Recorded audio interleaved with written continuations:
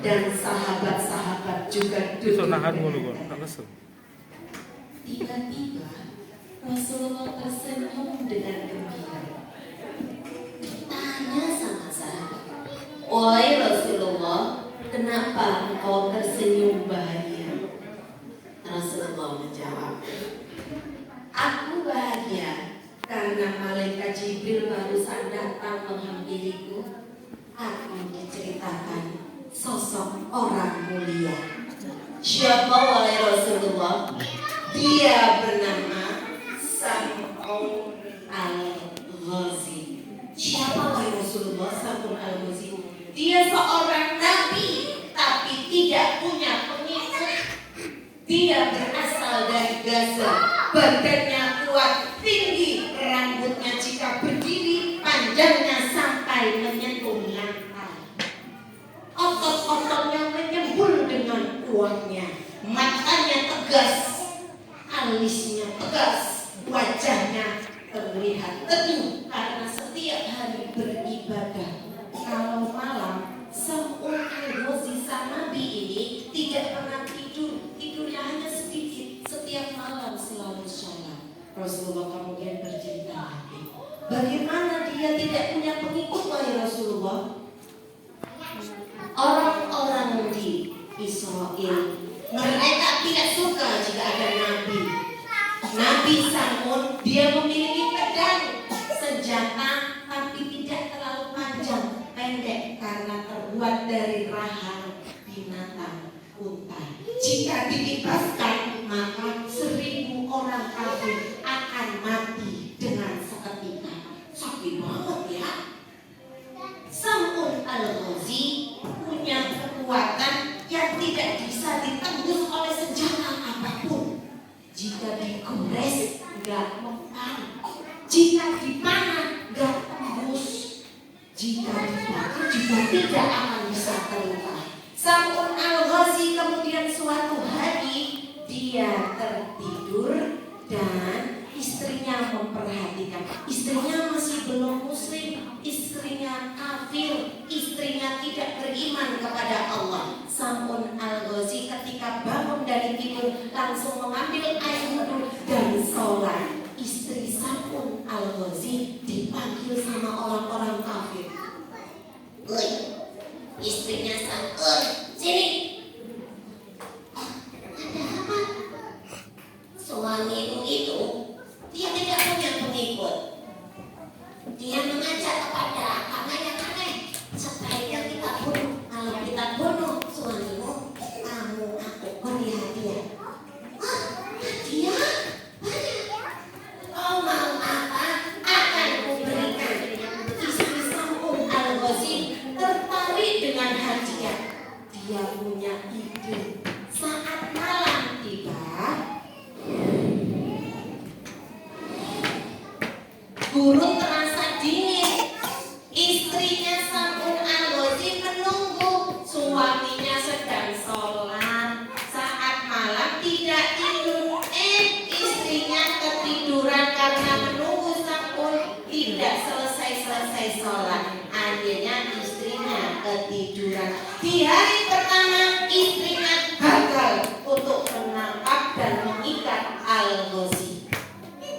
Hari kedua, ketika suaminya tertidur setelah selesai sholat, tangan suaminya diikat, lehernya diikat, kakinya diikat.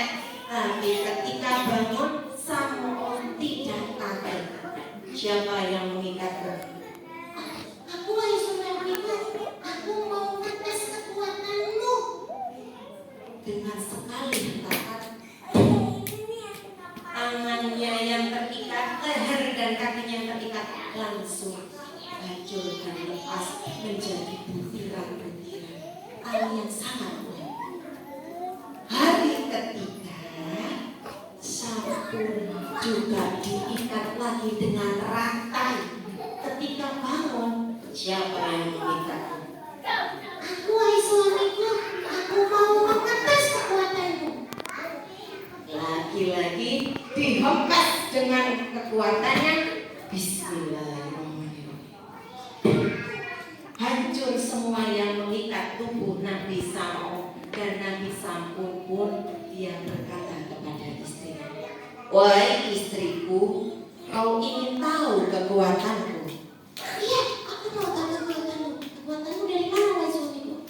"Kekuatanku dari Allah. Kekuatanku berasal dari rambut yang kumiliki." Ketika malam, istrinya bawa gunting, rambutnya dipotong, dibuat mengikat tangan, kaki, leher, dan tubuh Nabi Sam'un. Saat bangun dari tidurnya, Nabi Sam'un kaget, tidak bisa melepas sama sekali dengan 4 helai rambut yang dia miliki. Kemudian istrinya memanggil orang-orang kafir. "Hei, suamiku sudah terikat, bawa dia." Sam'un dipegang, dibopong, dan dibawa ke sebuah tempat, diberdirikan, diikat kaki. Dan apakah yang terjadi? Orang-orang kafir mengambil pisau.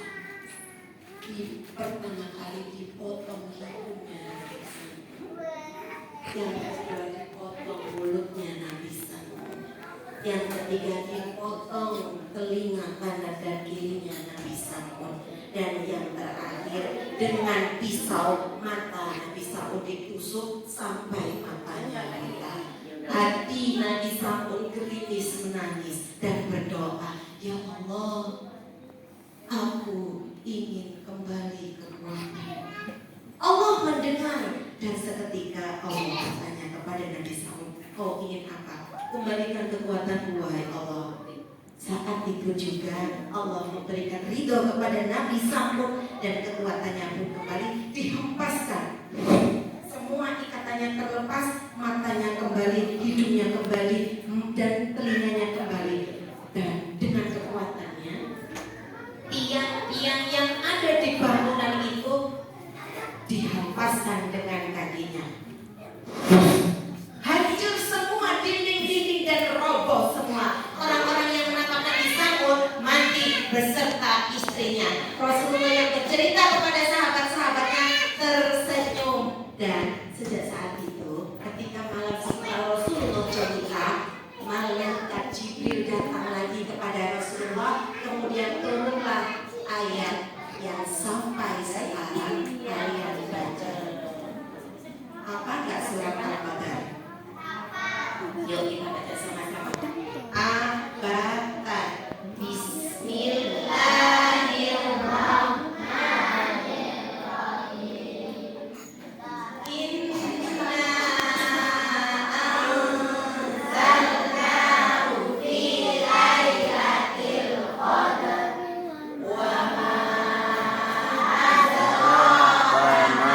Lailatul Qadar.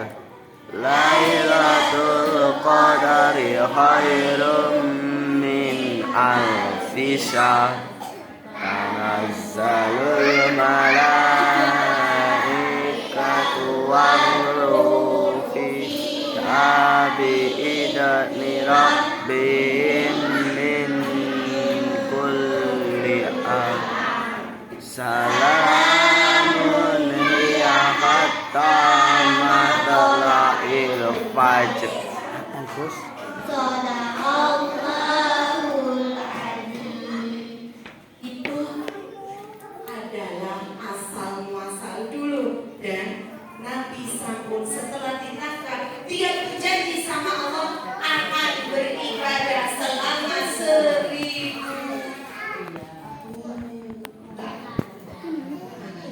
Kemudian sih tak kena sarung sih. Bagaimana bisa seperti Nabi Sam'un? Gampang. Kita ikuti aturannya Rasulullah dengan mengejar malam Lailatul Qadar. Kapan itu ya Kak? Kapan ya malam Lailatul Qadar? Tidak ada yang tahu persisnya kapan Lailatul Qadar, tapi Allah bisa memberikan di 10 hari terakhir. Silakan dicari mulai dari malam ke-10 awal sampai nanti menuju ke Syawal. Oke, teman-teman. Kak Rika juga mau memanggil teman-temannya Kak Rika, orang kuat juga. Kira-kira kayak Nabi Sam'un enggak ya kekuatannya? Siapa di sini yang kuat? Lu